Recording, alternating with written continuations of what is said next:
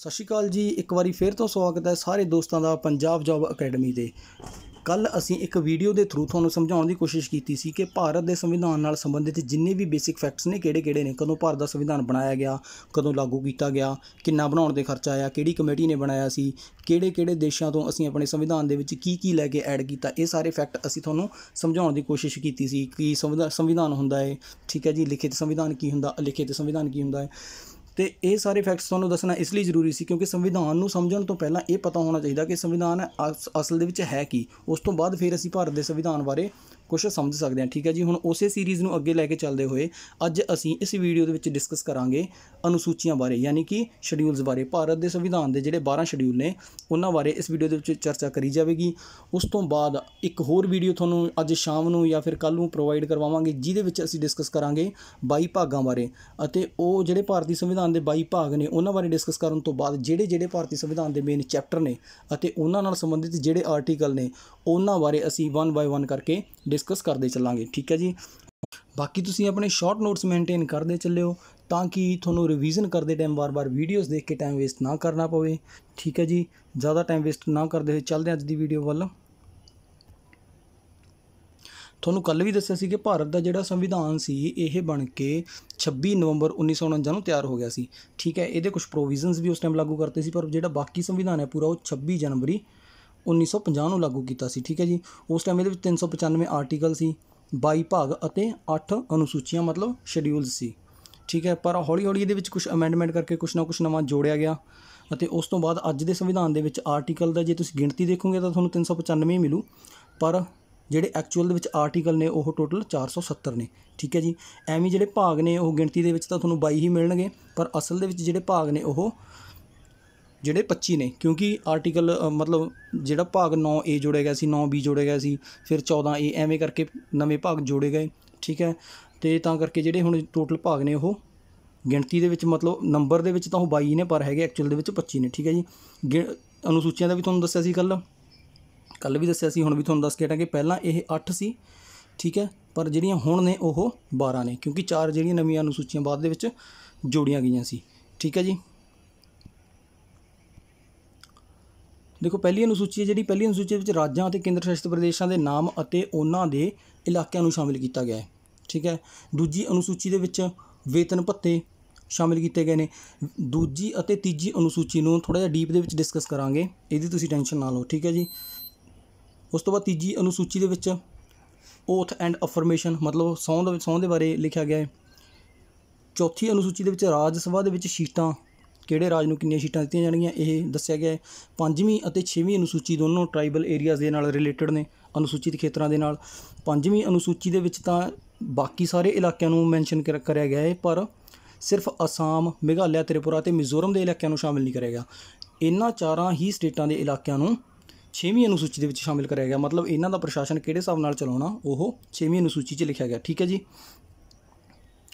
7वीं अनुसूची दे विच 3 लिस्टां ने। कल भी तुहानूं दस्सिया सी कि जिहड़ी संघ सूची है मतलब सॉरी जिहड़ी कनकरेंट लिस्ट है जिहड़ी वो असीं किहड़े देश तो लई सी ਉਹ ਅਸੀਂ ਲਈ ਸੀ ਆਸਟ੍ਰੇਲੀਆ ਤੋਂ। ਠੀਕ ਹੈ ਜੀ। ਇਹਦੇ ਵਿੱਚ 3 ਲਿਸਟਾਂ ਨੇ, ਯੂਨੀਅਨ ਲਿਸਟ, ਸਟੇਟ ਲਿਸਟ ਅਤੇ ਕਨਕਰੈਂਟ ਲਿਸਟ। ਠੀਕ ਹੈ ਜੀ। ਉਸ ਤੋਂ ਬਾਅਦ 8ਵੀਂ ਅਨੁਸੂਚੀ, 7ਵੀਂ ਅਤੇ 8ਵੀਂ ਅਨੁਸੂਚੀ ਮੋਸਟ ਇੰਪੋਰਟੈਂਟ ਨੇ, ਇਹ ਤੁਸੀਂ ਯਾਦ ਪੱਕਾ ਰੱਖਣੀਆਂ ਨੇ। ਠੀਕ ਹੈ। 8ਵੀਂ ਅਨੁਸੂਚੀ ਦੇ ਵਿੱਚ ਮਾਨਤਾ ਪ੍ਰਾਪਤ 22 ਭਾਸ਼ਾਵਾਂ ਨੇ। ਕੋਸ਼ਿਸ਼ ਕਰਾਂਗੇ ਵੀ ਇਹ ਵੀ ਤੁਹਾਨੂੰ ਸਾਰੀਆਂ ਯਾਦ ਕਰਵਾਈਆਂ ਜਾ ਸਕਣ। 3 ਅਨੁਸੂਚੀਆਂ ਦਾ ਸਪੈਸ਼ਲ ਡਿਸਕਸ਼ਨ ਕਰਾਂਗੇ, ਦੂਜੀ, ਤੀਜੀ ਅਤੇ 8ਵੀਂ ਬਾਰੇ। ਠੀਕ ਹੈ। 9ਵੀਂ ਅਨੁਸੂਚੀ ਦੇ ਵਿੱਚ ਇਹ ਲੈਂਡ ਰਿਫਾਰਮ ਨਾਲ ਰਿਲੇਟਡ ਆ, ਕੁਝ ਕਾਨੂੰਨ ਬਣਾ ਕੇ मतलब लैंड रिफॉर्म ਨੂੰ लागू करने की कोशिश की गई सी। ठीक है। Land reforms. तो उस तो बाद 10वीं अनुसूची दल बदल नाल संबंधित आ। 11वीं अनुसूची पंचायती राज नाल अते 12वीं अनुसूची जिहड़ी वो नगर पालिकावां नाल रिलेटेड आ। ठीक है जी। कोशिश करते हैं अगे कि थोड़े दिमाग 'च बैठ सकन। मूल रूप दे विच तां 8 अनुसूचियां सी, बाद दे विच जिहड़ियां 4 अनुसूचियां ने जोड़ियां गईयां सी। पहली अनुसूची पहले संविधान संशोधन नाल 1951 च जोड़ दी गई सी। ठीक है जी। 9वीं अनुसूची तो उस तो बाद जी दूसरी बार जी नवीं अनुसूची ऐड करी गई सी वो 52वें संविधान संशोधन नाल 10वीं अनुसूची ऐड करी गई सी 1985 ਦੇ ਵਿੱਚ। तीजी मतलब जिस टाइम तीसरा संशोधन किया गया अनुसूचियां दे विच तां 73वें संविधान संशोधन नाल 1993 ਦੇ ਵਿੱਚ 11वीं अनुसूची जोड़ी गई सी ਅਤੇ 74वें संविधान संशोधन नाल 1992 ਦੇ ਵਿੱਚ ही 12वीं अनुसूची जोड़ी गई सी। 11ਵੀਂ ਦੇ ਵਿੱਚ ਪੰਚਾਇਤੀ ਰਾਜ ਅਤੇ 12ਵੀਂ ਦੇ ਵਿੱਚ ਜਿਹੜੀ ਮਿਊਨਿਸਪਲ ਕਾਰਪੋਰੇਸ਼ਨਸ ਨੇ, ਨਗਰਪਾਲਿਕਾਵਾਂ ਨੇ, ਉਹਨਾਂ ਬਾਰੇ ਇਹਦੇ ਵਿੱਚ ਡਿਸਕਸ਼ਨ ਕਰੀ ਗਈ ਹੈ। ਠੀਕ ਹੈ ਜੀ, ਚੱਲਦੇ ਅੱਗੇ। ਆਹ ਟ੍ਰਿਕ ਇਹ ਬੇਸਿਕਲੀ ਗੂਗਲ 'ਤੇ ਬਹੁਤ ਜ਼ਿਆਦਾ ਤੁਹਾਨੂੰ ਕਿਤੇ ਵੀ ਦੇਖੋਗੇ ਮਿਲ ਜਾਂਦੀ ਹੈ, ਟੀਅਰਸ ਆਫ ਓਲਡ PM। ਜੇ ਤਾਂ ਤੁਹਾਨੂੰ ਇੰਗਲਿਸ਼ ਦੇ ਵਿੱਚ ਇਹਦਾ ਪਤਾ ਹੈ ਫਿਰ ਤਾਂ ਤੁਸੀਂ ਸ਼ਾਇਦ ਇਹਦੇ ਨਾਲ ਕੁਝ ਬਣਾ ਸਕੋ ਅਨੁਸੂਚੀਆਂ ਬਾਰੇ। ਟੀ ਮਤਲਬ ਟੈਰੀਟੋਰੀਅਲ ਪਹਿਲੀ ਅਨੁਸੂਚੀ ਦੇ ਵਿੱਚ, ਏ ਤੇ ਦੂਜੀ ਦੇ ਵਿੱਚ ਇਮੋਲਮੈਂਟਸ ਮਤਲਬ ਉਹਦੇ ਜਿਹੜੇ ਵੇਤਨ ਭੱਤੇ ਹੁੰਦੇ ਨੇ। ਠੀਕ ਹੈ ਜੀ, ਤੀਸਰੀ ਦੇ ਵਿੱਚ ਓਥ ਐਂਡ ਅਫਰਮੇਸ਼ਨ ਆ, ਏ ਮਤਲਬ ਅਫਰਮੇਸ਼ਨ, ਆਰ ਮਤਲਬ ਰਾਜ ਸਭਾ ਚੌਥੀ। ਪੰਜਵੀਂ ਦੇ ਵਿੱਚ ਐਸ ਮਤਲਬ ਸ਼ਡਿਊਲਡ ਏਰੀਆਜ਼। ਛੇਵੀਂ ਆ ਜਿਹੜੀ ਇਹਦੇ ਵਿੱਚ ਅਦਰ ਸ਼ਡਿਊਲ ਏਰੀਆਜ਼ ਆ ਗਏ, ਜਿਹੜਾ ਅਸਾਮ, ਮੇਘਾਲਿਆ, ਤ੍ਰਿਪੁਰਾ ਅਤੇ ਮਿਜ਼ੋਰਮ। ਇਹ 4 ਸਟੇਟਾਂ ਇਹ ਤੁਸੀਂ ਯਾਦ ਰੱਖਣੀਆਂ ਨੇ। ਇਹ ਤੁਸੀਂ ATM ਕਰਕੇ ਵੀ ਯਾਦ ਰੱਖ ਸਕਦੇ ਹੋ, ਮਾਈ ATM ਮਤਲਬ MATM ਵੀ ਯਾਦ ਰੱਖ ਸਕਦੇ ਹੋ। ਇਹ 4 ਸਟੇਟਾਂ 6ਵੀਂ ਅਨੁਸੂਚੀ ਦੇ ਵਿੱਚ ਐਡ ਕੀਤੀਆਂ ਗਈਆਂ ਨੇ।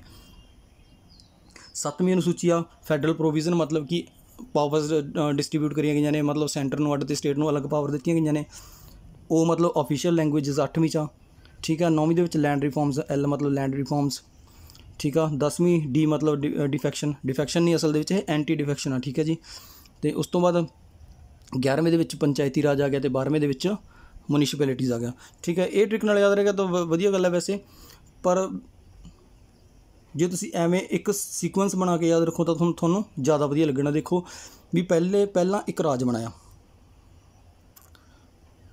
ਦੇਖੋ ਪਹਿਲਾਂ ਇੱਕ ਰਾਜ ਬਣਾਇਆ। ਠੀਕ ਹੈ ਜੀ, ਉਸ ਤੋਂ ਬਾਅਦ ਰਾਜ ਬਣਾ ਕੇ ਕੀ ਕਰਿਆ, ਵੇਤਨ ਉੱਤੇ ਅਸੀਂ ਉਹਨੂੰ ਚਲਾਉਣ ਵਾਸਤੇ ਬੰਦੇ ਰੱਖ ਲਏ, ਮਤਲਬ ਕਿ ਅਪੋਇੰਟ ਕਰਤੇ ਆਫੀਸ਼ੀਅਲਸ ਜਿਹੜੇ ਇਹਨੂੰ ਚਲਾਉਣਗੇ। ਕਾਹਦੇ 'ਤੇ? ਤਨਖਾਹ ਦੇ, ਦੂਜੇ ਦੇ ਵਿੱਚ ਵੇਤਨ ਭੱਤਾ ਦੇ। ਤਾਂ ਫਿਰ ਦਿਮਾਗ 'ਚ ਆਇਆ ਵੀ ਕਿਤੇ ਤਨਖਾਹ ਲੈ ਕੇ ਭੱਜ ਨਾ ਜਾਣ, ਇਹਨਾਂ ਨੂੰ ਸਹੁੰ ਤਾਂ ਖਵਾ ਲਓ। ਤੀਜੀ ਅਨੁਸੂਚੀ ਦੇ ਵਿੱਚ ਅਸੀਂ ਇਹਨਾਂ ਨੂੰ ਸਹੁੰ ਖਵਾ ਲਈ। ਚੌਥੀ ਅਨੁਸੂਚੀ 'ਚ ਕਹਿੰਦੇ ਯਾਰ ਇਕੱਲੇ ਕਿਵੇਂ ਸ਼ਾਸਨ ਚਲਾਉਣਗੇ ਉਹ। ਠੀਕ ਹੈ, ਵੀ ਅਲੱਗ-ਅਲੱਗ ਰਾਜਾਂ ਤੋਂ ਬੰਦੇ ਭੇਜ ਦਿਓ। ਠੀਕ ਆ, ਰਾਜ ਸਭਾ ਦੇ ਵਿੱਚ ਅਲੱਗ-ਅਲੱਗ ਰਾਜਾਂ ਤੋਂ ਅਸੀਂ ਬੰਦੇ ਬੁਲਾ ਲਏ।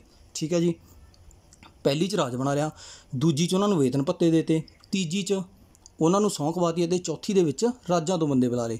ਉਸ ਤੋਂ ਬਾਅਦ ਜਿਹੜੀਆਂ 5ਵੀਂ ਅਤੇ 6ਵੀਂ ਅਨੁਸੂਚੀ ਹੈ ਇਹ ਰਿਲੇਟਡ ਨੇ ਟਰਾਈਬਲ ਏਰੀਆਜ਼ ਦੇ ਨਾਲ। ਇਹ ਮੋਸਟ ਇੰਪੋਰਟੈਂਟ ਨੇ ਕਿਉਂਕਿ 5ਵੀਂ ਦੇ ਵਿੱਚ ਤਾਂ ਜਿਹੜੇ ਦੇਸ਼ ਦੇ ਬਾਕੀ ਟਰਾਈਬਲ ਏਰੀਆਜ਼ ਨੇ ਉਹਨਾਂ ਨੂੰ ਮੈਂਸ਼ਨ ਕਰਿਆ ਗਿਆ। 6ਵੀਂ ਦੇ ਵਿੱਚ ਸਿਰਫ 4 ਸਟੇਟਾਂ ਨੇ ਜਿਨ੍ਹਾਂ ਨੂੰ ਮੈਂਸ਼ਨ ਕੀਤਾ ਗਿਆ ਹੈ। ਉਹ ਕਿਹੜੀਆਂ ਨੇ? ਅਸਾਮ, ਮੇਘਾਲਿਆ, ਤ੍ਰਿਪੁਰਾ ਅਤੇ ਮਿਜ਼ੋਰਮ। ਠੀਕ ਹੈ, ਉਸ ਤੋਂ ਬਾਅਦ 7ਵੀਂ ਦੇ ਵਿੱਚ ਸਮਵਰਤੀ ਸੂਚੀ ਆ, ਜਿਹੜਾ ਸਮਕਾਲੀ ਮਤਲਬ ਸਮਵਰਤੀ ਸੂਚੀ ਹੈ। ਠੀਕ ਹੈ ਜੀ, ਇਹ ਕਨਫਿਊਜ਼ ਨਾ ਹੋਇਓ ਤੋਂ। 7 ਸਮਵਰਤੀ ਸੂਚੀ। ਠੀਕ ਆ, ਸਮਵਰਤੀ ਮਤਲਬ ਇਹਦੇ ਵਿੱਚ 3 ਸੂਚੀਆਂ ਨੇ, ਸੰਘ ਸੂਚੀ, ਰਾਜ ਸੂਚੀ ਅਤੇ ਸਮਵਰਤੀ ਸੂਚੀ। 8ਵੇਂ ਦੇ ਵਿੱਚ ਮਾਨਤਾ ਪ੍ਰਾਪਤ 8 ਭਾਸ਼ਾਵਾਂ ਨੇ, ਇਹ ਤੁਹਾਨੂੰ ਯਾਦ ਰੱਖਣਾ ਪੈਣਾ।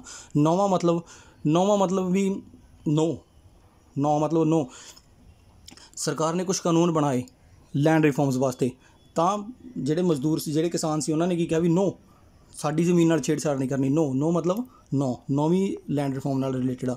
10 ਮਤਲਬ ਦਲ ਬਦਲ। ਠੀਕ ਹੈ ਜੀ, 10 ਦਲ ਬਦਲ ਨਾਲ ਰਿਲੇਟਡ ਆ। ਉਸ ਤੋਂ ਬਾਅਦ 11ਵੀਂ ਪੰਚਾਇਤਾਂ ਨਾਲ ਅਤੇ 12ਵੀਂ ਨਗਰਪਾਲਿਕਾਵਾਂ ਨਾਲ। ਪੰਚਾਇਤਾਂ ਪਹਿਲਾਂ, ਨਗਰਪਾਲਿਕਾਵਾਂ ਬਾਅਦ 'ਚ। ਪਹਿਲਾਂ ਪਿੰਡਾਂ ਨੂੰ ਦੇਖਿਆ ਗਿਆ, ਉਸ ਤੋਂ ਬਾਅਦ ਸ਼ਹਿਰਾਂ ਨੂੰ ਦੇਖਿਆ ਗਿਆ। ਠੀਕ ਹੈ ਜੀ, ਪਹਿਲਾਂ ਪਿੰਡਾਂ ਨੂੰ ਫਿਰ ਸ਼ਹਿਰਾਂ ਨੂੰ ਦੇਖਿਆ ਗਿਆ। ਜਿਵੇਂ ਮਰਜ਼ੀ ਕਰਕੇ ਤੁਹਾਨੂੰ ਯਾਦ ਹੋਣਾ ਚਾਹੀਦਾ। ਇਹ ਕੋਸ਼ਿਸ਼ ਕਰਿਓ ਵੀ 1-2 ਵਾਰ ਇਹਨਾਂ ਨੂੰ ਰਿਵਾਈਜ਼ ਕਰ ਲਿਓ, ਤੁਹਾਡੇ ਦਿਮਾਗ 'ਚ ਇਹ ਬੈਠ ਜਾਣਗੀਆਂ। ਠੀਕ ਹੈ ਜੀ, ਬਾਕੀ ਆਹ ਟ੍ਰਿਕ ਦੇਖ ਲਓ, ਜੇ ਤੁਹਾਨੂੰ ਠੀਕ ਲੱਗਦੀ ਹੈ ਤਾਂ ਠੀਕ ਹੈ, ਵਧੀਆ। ਬਾਕੀ ਚੱਲਦੇ ਅੱਗੇ। ਆ ਵੀ ਉਹੀ ਹੈ, ਟੀਅਰਸ ਆਫ ਓਲਡ PM। ਹੁਣ ਕੁਛ ਜਿਹੜਾ ਇਹਦੇ ਵਿੱਚ ਡਿਸਕਸ ਕਰਨ ਵਾਲਾ ਹੈ, ਇੱਕ ਤਾਂ ਦੂਜਾ ਸ਼ਡਿਊਲ ਹੈ। ਦੂਜੇ ਸ਼ਡਿਊਲ ਦੇ ਵਿੱਚ ਲਿਖਿਆ ਗਿਆ ਸੀ ਵੇਤਨ ਅਤੇ ਭੱਤੇ। ਕਿਹਦੇ ਵੇਤਨ ਅਤੇ ਭੱਤੇ? ਕਿਹੜੇ ਆਫੀਸ਼ੀਅਲਸ ਸੀ ਜਿਨ੍ਹਾਂ ਦੇ ਵੇਤਨ ਭੱਤਿਆਂ ਦੀ ਗੱਲ ਕੀਤੀ ਗਈ ਸੀ? ਦੇਖੋ ਇਹਦੇ ਵਿੱਚ ਸੈਂਟਰ ਅਤੇ ਸਟੇਟ ਦੋਨਾਂ ਦੇ ਨੇ। ਠੀਕ ਹੈ ਜੀ, ਸੈਂਟਰ ਅਤੇ ਸਟੇਟ। ਜੇ ਤੁਸੀਂ ਇਹਨੂੰ ਕਨੈਕਟ ਕਰਕੇ ਮਤਲਬ ਇੱਕ ਦੂਜੇ ਨਾਲ ਕੰਪੇਅਰ ਕਰਕੇ ਦੇਖੋਗੇ ਤਾਂ ਤੁਹਾਨੂੰ ਜ਼ਿਆਦਾ ਵਧੀਆ ਰਹਿਣਾ, ਕਿਉਂਕਿ ਸੈਂਟਰ ਦੇ ਇਹਦੇ ਵਿੱਚ ਪ੍ਰੈਜ਼ੀਡੈਂਟ ਆ, ਉਸ ਤੋਂ ਬਾਅਦ ਲੋਕ ਸਭਾ ਦਾ ਸਪੀਕਰ ਅਤੇ ਡਿਪਟੀ ਸਪੀਕਰ, ਰਾਜ ਸਭਾ ਦਾ ਚੇਅਰਮੈਨ ਅਤੇ ਡਿਪਟੀ ਚੇਅਰਮੈਨ ਅਤੇ ਸੁਪਰੀਮ ਕੋਰਟ ਦੇ ਜੱਜ। ਠੀਕ ਹੈ ਜੀ, ਇਹ 4 ਸੈਂਟਰ ਦੇ ਹੋ ਗਏ। ਰਾਸ਼ਟਰਪਤੀ, ਲੋਕ ਸਭਾ ਦਾ ਸਪੀਕਰ ਅਤੇ ਡਿਪਟੀ ਸਪੀਕਰ, ਰਾਜ ਸਭਾ ਦਾ ਚੇਅਰਮੈਨ ਅਤੇ ਡਿਪਟੀ ਸਪੀਕਰ ਅਤੇ ਸੁਪਰੀਮ ਕੋਰਟ ਦੇ ਜੱਜ। ਉਸੇ ਤਰ੍ਹਾਂ ਹੀ ਸਟੇਟ ਦੇ ਕਿਹੜੇ ਆ ਗਏ? ਸਟੇਟ ਦਾ ਰਾਜਪਾਲ ਆ ਗਿਆ, ਵਿਧਾਨ ਸਭਾ ਦੇ ਸਪੀਕਰ ਅਤੇ ਡਿਪਟੀ ਸਪੀਕਰ, ਵਿਧਾਨ ਪਰਿਸ਼ਦ ਦੇ ਚੇਅਰਮੈਨ ਅਤੇ ਡਿਪਟੀ ਚੇਅਰਮੈਨ ਅਤੇ ਹਾਈ ਕੋਰਟਾਂ ਦੇ ਜੱਜ। ਠੀਕ ਹੈ, ਇੱਕ ਦੂਜੇ ਨਾਲ ਕੰਪੇਅਰ ਹੋ ਗਿਆ, ਲਿੰਕ ਹੋ ਗਿਆ ਨਾ। ਠੀਕ ਹੈ ਜੀ, ਇਹ ਸਾਰਿਆਂ ਨੂੰ ਤੁਸੀਂ ਇੱਕ ਵਾਰੀ ਦੇਖ ਲਿਓ, ਤੁਹਾਡੇ ਦਿਮਾਗ 'ਚ ਸੌਖੀ ਬੈਠ ਜਾਣੇ। ਪ੍ਰੈਜ਼ੀਡੈਂਟ ਹੋ ਗਿਆ, ਰਾਜਾਂ ਦੇ ਰਾਜਪਾਲ ਹੋ ਗਏ, ਲੋਕ ਸਭਾ ਦੇ ਸਪੀਕਰ ਡਿਪਟੀ ਸਪੀਕਰ ਹੋ ਗਏ, ਰਾਜਾਂ ਦੇ ਚੇਅਰਮੈਨ ਮਤਲਬ ਰਾਜ ਸਭਾ ਦੇ ਇਹ ਰਾਜ ਸਭਾ। ਠੀਕ ਹੈ ਜੀ, ਰਾਜ ਸਭਾ ਦੇ ਚੇਅਰਮੈਨ ਡਿਪਟੀ ਚੇਅਰਮੈਨ ਹੋ ਗਏ, ਸੁਪਰੀਮ ਕੋਰਟ ਦੇ ਜੱਜ ਹੋ ਗਏ, ਵਿਧਾਨ ਸਭਾ ਦੇ ਸਪੀਕਰ ਦੇ ਡਿਪਟੀ ਸਪੀਕਰ ਹੋ ਗਏ, ਐਵੇਂ ਵਿਧਾਨ ਪਰਿਸ਼ਦਾਂ ਨੇ ਜਿਹੜੀਆਂ ਉਹਨਾਂ ਦੇ ਚੇਅਰਮੈਨ ਤੇ ਡਿਪਟੀ ਚੇਅਰਮੈਨ ਹੋ ਗਏ। ਵਿਧਾਨ ਸਭਾ ਤੇ ਵਿਧਾਨ ਪਰਿਸ਼ਦ ਤਾਂ ਹੁਣ ਤੁਹਾਨੂੰ ਪਤਾ ਹੀ ਹੋਣਾ, ਵਿਧਾਨ ਸਭਾਵਾਂ ਸਟੇਟ ਦੇ ਵਿੱਚ ਹੁੰਦੀਆਂ ਨੇ, ਠੀਕ ਆ।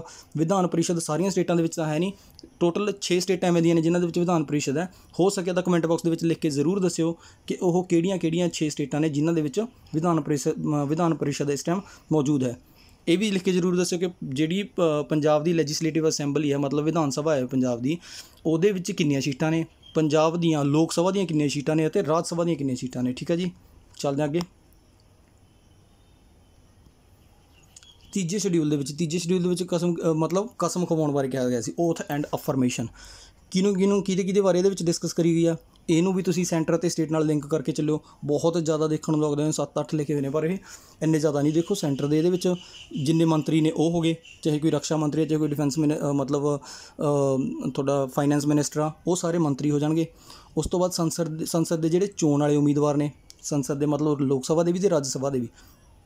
ਉਸ ਤੋਂ ਬਾਅਦ MPs ਜਿੰਨੇ ਵੀ ਨੇ। ਉਸ ਤੋਂ ਬਾਅਦ ਸੁਪਰੀਮ ਕੋਰਟ ਦੇ ਜੱਜ, ਠੀਕ ਹੈ। ਕੰਪਟਰੋਲਰ ਅਤੇ ਆਡੀਟਰ ਜਨਰਲ, CAG ਕਹਿੰਦਾ ਜਿਹਨੂੰ, ਠੀਕ ਆ। ਇਹ ਤਾਂ ਹੋ ਗਏ ਯੂਨੀਅਨ ਦੇ, ਠੀਕ ਹੈ ਜੀ।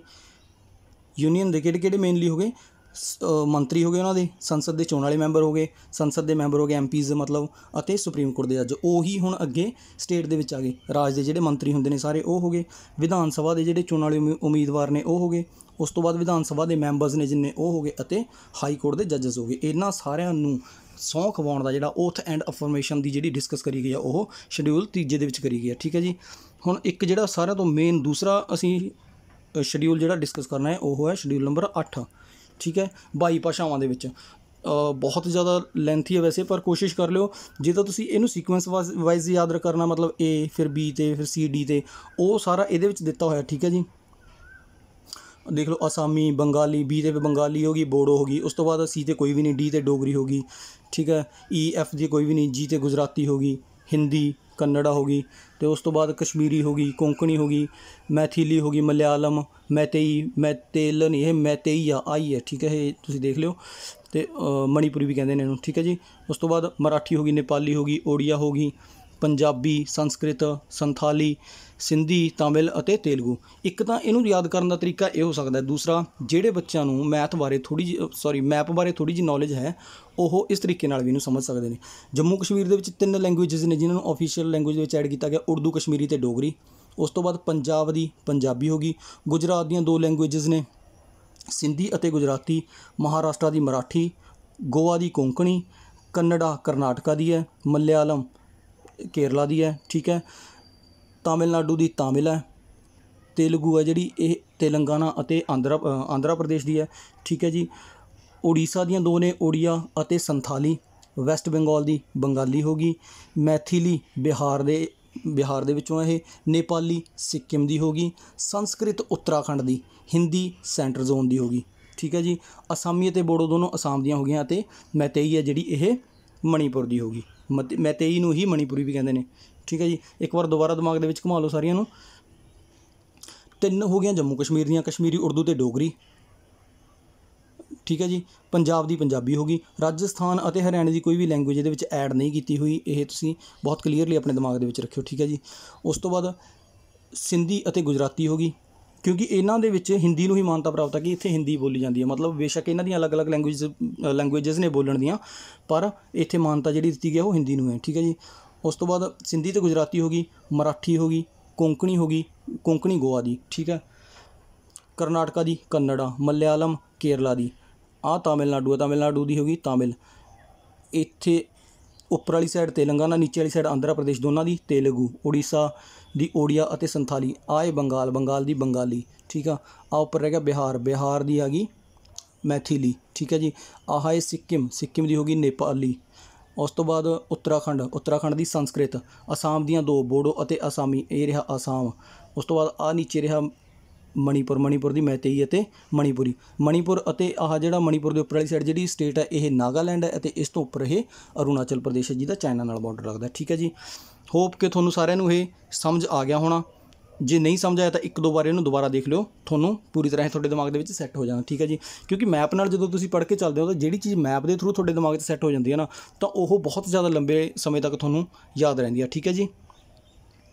ਹੁਣ ਚੱਲਦੇ ਹਾਂ ਅੱਗੇ। ਹੁਣ ਜਿਸ ਟਾਈਮ ਇਹ ਸੰਵਿਧਾਨ ਲਾਗੂ ਕੀਤਾ ਗਿਆ ਤਾਂ ਇਹਦੇ ਵਿੱਚ ਟੋਟਲ 14 ਭਾਸ਼ਾਵਾਂ ਹੀ ਸੀ। ਬਾਅਦ ਦੇ ਵਿੱਚ ਇਹ ਜਿਹੜੀਆਂ 8 ਭਾਸ਼ਾਵਾਂ ਨੇ ਇਹਨਾਂ ਨੂੰ ਬਾਅਦ 'ਚ ਜੋੜੇਗਾ। ਦੇਖੋ ਕਿਹੜੀ ਸਿੰਧੀ ਨੂੰ ਤਾਂ 21ਵੇਂ ਸੰਵਿਧਾਨ ਸੰਸ਼ੋਧਨ ਨਾਲ 1967 ਦੇ ਵਿੱਚ ਜੋੜਿਆ ਗਿਆ ਸੀ। ਸਿੰਧੀ ਕਿਹੜੀ? ਗੁਜਰਾਤ ਵਾਲੀ।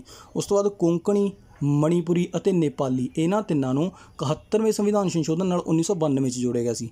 ਠੀਕ ਹੈ ਜੀ। ਉਸ ਤੋਂ ਬਾਅਦ ਬੋਡੋ, ਡੋਗਰੀ, ਮੈਥਿਲੀ ਅਤੇ ਸੰਥਾਲੀ ਇਹਨਾਂ ਚਾਰਾਂ ਨੂੰ 92ਵੇਂ ਸੰਵਿਧਾਨ ਸੰਸ਼ੋਧਨ 2003 ਦੇ ਨਾਲ ਜੋੜਿਆ ਗਿਆ ਸੀ। ਠੀਕ ਹੈ। ਹੁਣ ਇਹ 3 ਮੇਨ ਸੰਸ਼ੋਧਨ ਹੋਏ ਨੇ ਜਿਹੜੇ ਭਾਸ਼ਾਵਾਂ ਜੋੜਨ ਦੇ ਨਾਲ ਹੋਏ ਨੇ। ਇੱਕ ਚੌਥਾ ਹੋਇਆ ਸੀ 2011 ਦੇ ਵਿੱਚ 96ਵਾਂ ਸੰਵਿਧਾਨ ਸੰਸ਼ੋਧਨ, ਜਿਹਦੇ ਵਿੱਚ ਉੜੀਆ ਕਹਿੰਦੇ ਸੀ ਪਹਿਲਾਂ ਇਹਨੂੰ, ਉੜੀਆ ਤੋਂ ਇਹਨੂੰ ਓੜੀਆ ਕਰਤਾ ਸੀ। ਕਿੱਥੇ ਦੀ ਲੈਂਗੁਏਜ ਹੈ ਇਹ? ਉੜੀਸਾ ਦੀ। ਠੀਕ ਹੈ ਜੀ। ਸੰਵਿਧਾਨ ਦੇ ਵਿੱਚ ਅੰਗਰੇਜ਼ੀ ਭਾਸ਼ਾ ਨਹੀਂ ਹੈ, ਇਹ ਵੀ ਤੁਸੀਂ ਯਾਦ ਰੱਖਿਓ। ਠੀਕ ਹੈ। ਇੱਕ ਵਾਰੀ ਦੁਬਾਰਾ ਤੋਂ ਦਿਮਾਗ ਦੇ ਵਿੱਚ ਘੁਮਾ ਲਓ। ਸਿੰਧੀ ਨੂੰ 21ਵੇਂ ਸੰਵਿਧਾਨ ਸੰਸ਼ੋਧਨ ਨਾਲ 1967 ਦੇ ਵਿੱਚ ਜੋੜਿਆ ਗਿਆ ਸੀ। ਕੋਂਕਣੀ ਅਤੇ ਮਣੀਪੁਰੀ ਨੂੰ 71 ਦੇ ਨਾਲ 92 'ਚ ਜੋੜਿਆ ਗਿਆ ਸੀ। ਬੋਡੋ, ਡੋਗਰੀ, ਮੈਥਿਲੀ ਅਤੇ ਸੰਥਾਲੀ ਨੂੰ 92ਵੇਂ ਦੇ ਨਾਲ 2003 ਦੇ ਵਿੱਚ ਜੋੜਿਆ ਗਿਆ ਸੀ। ਇੱਕ ਦੂਜੇ ਦੇ ਨਾਲ ਲਿੰਕ ਹੀ ਨੇ, ਜੇ ਜੋੜ ਕੇ ਦੇਖੋਗੇ 21ਵੇਂ ਤੋਂ 71ਵਾਂ। ਠੀਕ ਹੈ। ਉਸ ਤੋਂ ਬਾਅਦ 1992 ਤੋਂ ਬਾਅਦ ਸਿੱਧਾ 92ਵਾਂ ਸੰਵਿਧਾਨ ਸੰਸ਼ੋਧਨ। ਠੀਕ ਹੈ ਜੀ। ਅਤੇ ਅੰਗਰੇਜ਼ੀ ਤੁਹਾਨੂੰ ਦੱਸ ਦਿੱਤਾ ਕਿ ਸੰਵਿਧਾਨ ਦੇ ਵਿੱਚ ਨਹੀਂ ਹੈਗੀ। ਠੀਕ ਹੈ ਜੀ। ਉਸ ਤੋਂ ਬਾਅਦ ਇਹ 3 ਮੇਨ ਸੰਸ਼ੋਧਨ ਨੇ ਜਿਹਦੇ ਨਾਲ ਭਾਸ਼ਾਵਾਂ ਜੋੜੀਆਂ ਗਈਆਂ ਸੀ। 21ਵਾਂ 1967 ਦੇ ਵਿੱਚ ਹੋਇਆ ਸੀ, 71ਵਾਂ 1992 ਦੇ ਵਿੱਚ ਅਤੇ 92ਵਾਂ 2003 ਦੇ ਵਿੱਚ ਹੋਇਆ ਸੀ। ਠੀਕ ਹੈ ਜੀ।